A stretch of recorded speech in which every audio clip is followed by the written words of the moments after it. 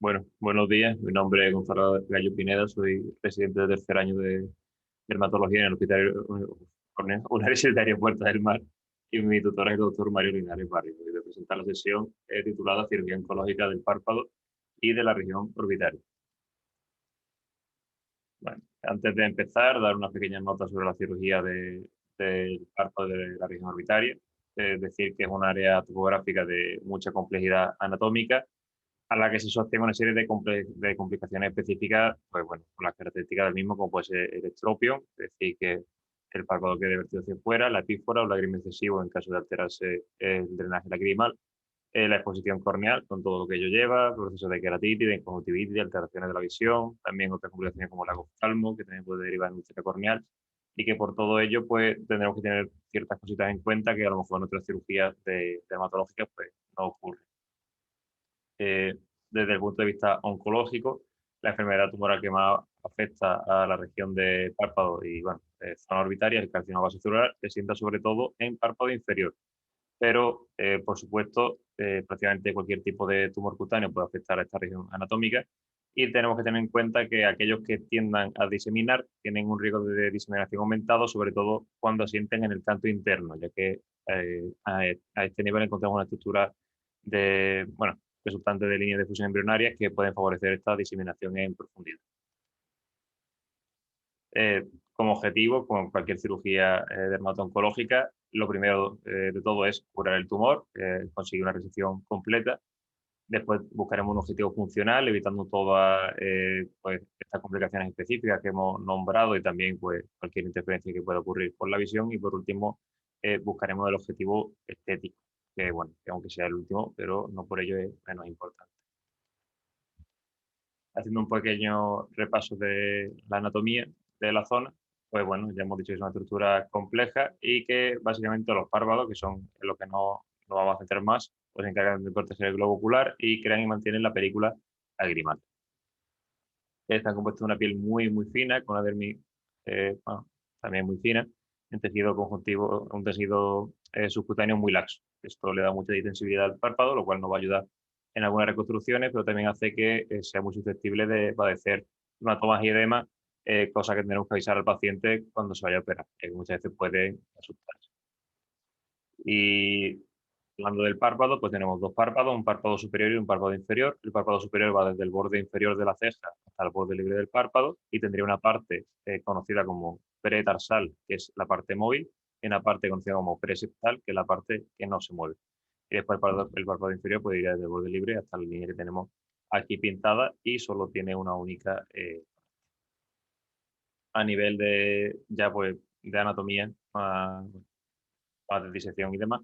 Tendríamos dos láminas, una lámina anterior y una lámina posterior. En la lámina anterior vamos a encontrar lo que viene siendo la piel y el músculo orbicular que se dispone rodeando a todo el ojo. Después una línea gris que separaría a nivel de borde libre esta lámina anterior y lámina posterior. Delante de la línea gris encontramos las pestañas y detrás de ella la glándula de meibomio. Y por último, la lámina posterior, que va a estar compuesta por el tarso, que es esto de aquí, que es una lámina fibrocartilaginosa, los músculos retractores del párpado, que ahora veremos cuáles son, y la conjuntiva, que forma aquí un repliegue protegiendo el globo ocular. A nivel de los cantos, pues tenemos un canto externo que no tiene mucha historia, tiene el ligamento tarsal, que después lo veremos, que es importante desde el punto de vista quirúrgico, y mucho más complejo el canto interno, porque tiene el aparato lagrimal, encontrando la carúncula, el canalículo lagrimal superior e inferior, y también pues el saco lagrimal, de forma que las cirugías que asienten sobre esta zona tenemos que tener cuidado profundizar, ya que podemos alterar las funciones de drenaje de los mismos. Ahora, repasando la musculatura, tenemos dos grupos musculares. Aquellos que son protractores, que van a cerrar el párpado, y aquellos que son retractores o que van a abrir el párpado. Entre los protractores tenemos el orbicular, que va a ser un gran protagonista en la cirugía, que se dispone rodeando todo el ojo. El corrugador, que cuando se contrae va a acercar y descender las cejas. Y también el procerus, que va a el que produce las arrugas horizontales en la raíz nasal. Y después de músculos retractores, pues tenemos párpado superior y párpado inferior separados. Del superior, el más importante, el elevador del párpado superior, aunque también está el músculo de Müller. Y en el párpado inferior encontramos el músculo tarsal inferior principalmente.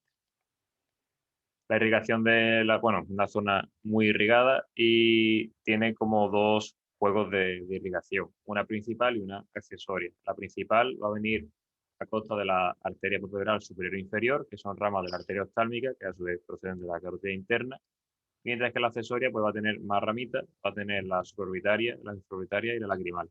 Supraorbitaria y lagrimal también vienen de la oftálmica de la carótida interna, mientras que la infraorbitaria, así como particularidad, viene de la arteria maxilar, que sería esta de aquí, que viene a través del foramen, y esta procede de la carótida externa, por lo que prácticamente todo el riego que es de la zona del párpado es de la arteria oftálmica y de carótida interna.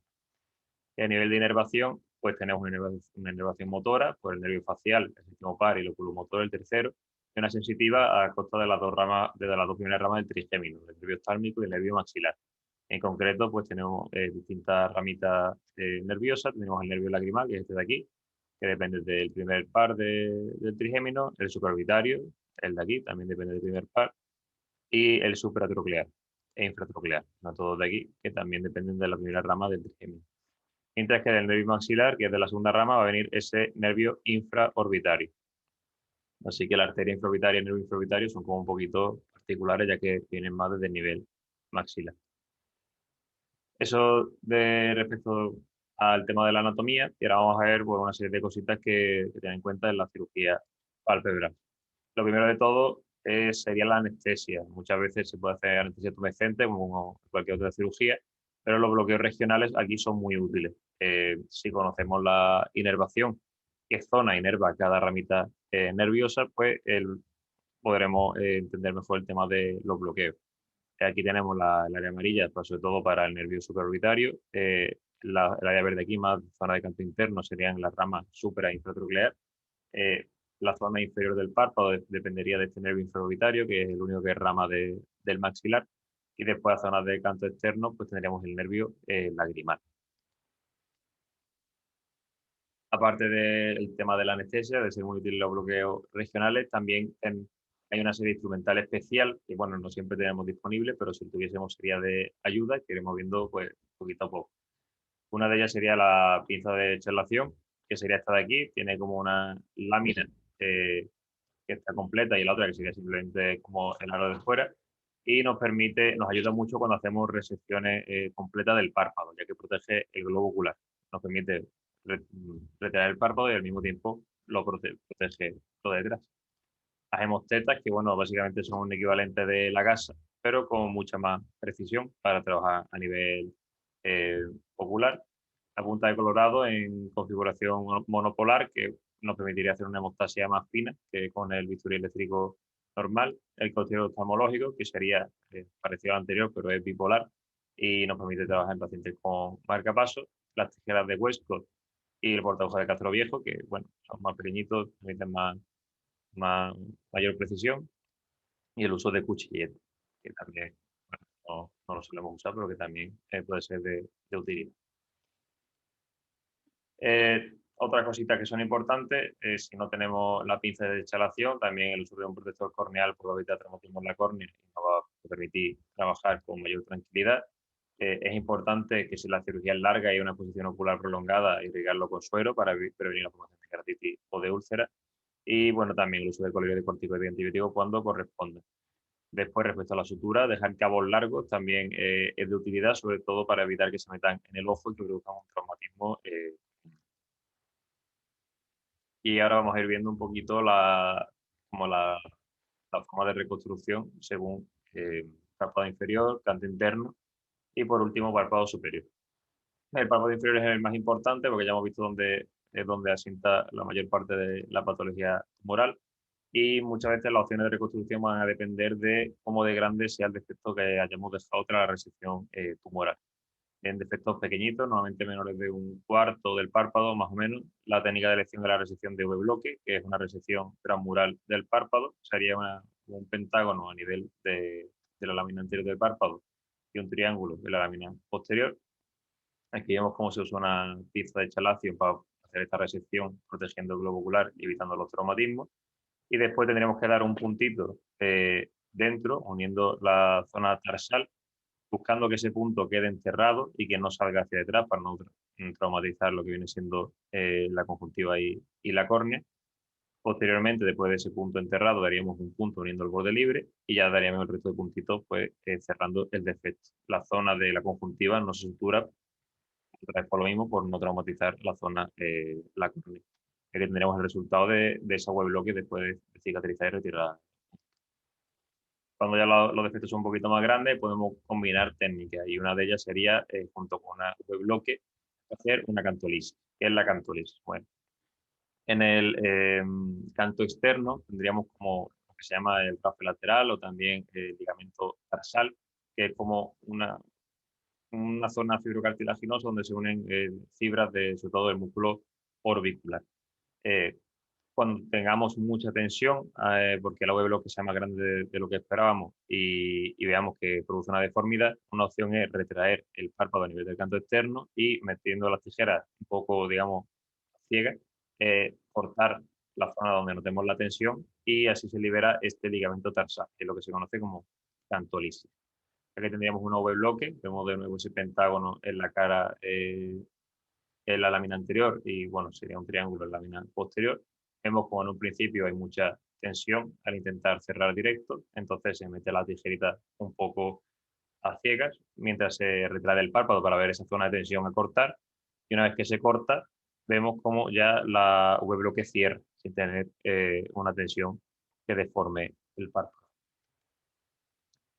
También en defectos de más o menos de un cuarto a la mitad del párpado, el colgajo de avance también puede ser de utilidad. Se diseñaría, bueno, sería eso lo mismo, la resección de V-bloque y después para la reconstrucción un colgajo de avance con su triángulo de descarga. Como contra respecto a la técnica anterior, aquí perdemos las pestañas, que en el caso anterior pues las conservamos. Aquí tendríamos uno cerrando un defecto, bueno, ya cerca del canto interno, incluso afectando a otra región anatómica como es la zona de la nariz. Vemos cómo se diseña, se reseca el defecto, se hace el colgajo y finalmente como se sutura y se hace ese triangulito de descarga. Vemos como el resultado es muy bueno. En este caso no afectaba al borde libre del párpado, lo cual es también pues un poquito más sencillo. Y ya en defectos mayores de la mitad del párpado, incluso que ocupen casi todo el párpado, pues podemos combinar varias técnicas o después tenemos otra opción que ahora veremos.